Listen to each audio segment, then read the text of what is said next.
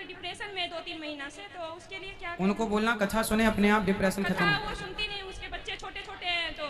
अरे तो बच्चे छोटे हैं तो कथा रख दी लगा के, सुनते रहे, बच्चे थोड़ी रोकेंगे कि नहीं सुनना। और जैसे कोई उपाय कुछ पढ़ने उड़ने के लिए कुछ अब और उपाय फिर क्या है बताओ, हम क्या पोथी बताओ। पाठ करवाने से मैंने कुछ अंतर हो सकता है? पोथी पाठ से अंतर होगा, पर भागवत सुनने तो अंतर तो सुनने से हो जाएगा। खर्चा भी क्यों करना, वो करना है, पोथी पाठ भी कराएं तो भी अच्छा है, पर आप सुने तो भी बदलाव हो जाएगा। राधे राधे। खुश रहिए।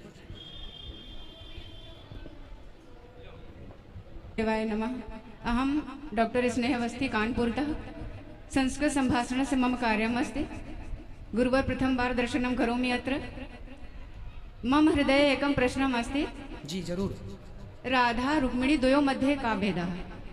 रुक्मिणी श्री महालक्ष्मी अस्ति, राधे किम् अस्ति? किञ्चित् मम हृदये एतादृशी वार्ता जाता कि राधे किम् अस्ति चेत् रुक्मिणी श्रीलक्ष्मी अस्ति।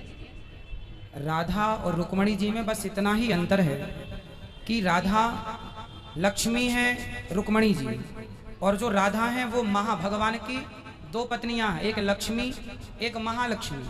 तो जो लक्ष्मी है वो सदा भगवान के संग आती जाती रहती हैं, पर महालक्ष्मी कभी नहीं आती।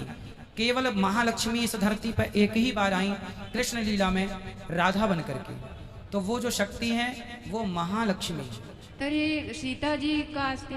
सीता जी जो हैं वो लक्ष्मी है, सीता जी लक्ष्मी है, और जो राधा है वो राधा जी सीता राम त्रेता युग में वो नहीं आई, केवल द्वापर युग में कृष्ण भगवान के पहले 11.5 महीने पहले आ गई।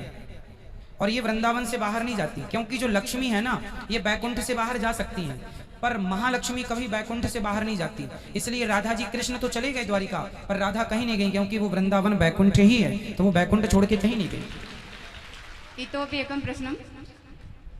यदा राधा जी एतावत् श्रीकृष्णस्य हृदये स्थिता आसीत्, तथापि राधारानी एतावत् वनवास किमर्थं प्राप्तवती, वियोग किमर्थं प्राप्तवती?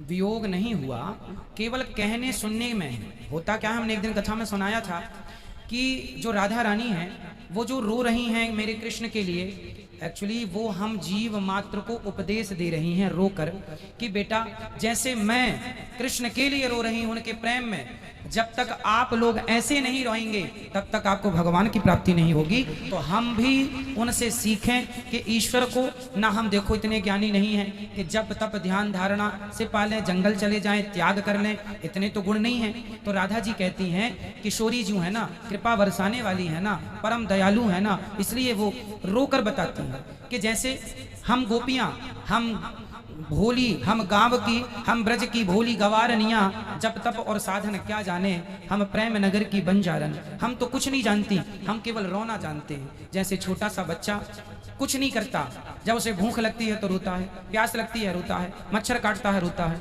उसी तरह जब भक्त केवल भगवान का होके रोएगा तो कन्हैया कहीं होंगे, भक्त के लिए प्रकट हो जाएंगे।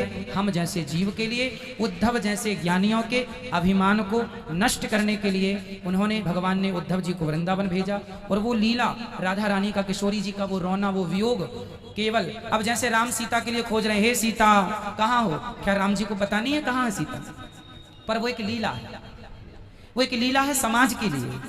उसी प्रकार राधा जी रो रही हैं कृष्ण के प्रेम में, वो हमारे लिए कि बेटा तुम भी भगवान के प्रेम में रोना सीख लो हमारी तरह। उद्धव तुम ज्ञानी तो बहुत हो पर तुम्हारे अंदर प्रेम नहीं है, इसलिए वृंदावन में उद्धव जी आए तो वहां से ज्ञानी बनकर आए, यहाँ से सच्चे प्रेमी बनकर के गए। ये प्रेम नगरी है, ये प्रेम नगरी है, ये प्रेम की यूनिवर्सिटी है। सम्यक, बहु सुंदरम। प्रथम बारम आगतवती अहं वृंदावनम, बहु सम्यक, बहु सुंदरम लगत। भवतः दर्शनम अपि बहु सुंदरम, नमामि। धन्यवाद। आप ऊपर वृद्ध माताओं के दर्शन जरूर कीजिएगा और नीचे प्रसाद जरूर पाइएगा।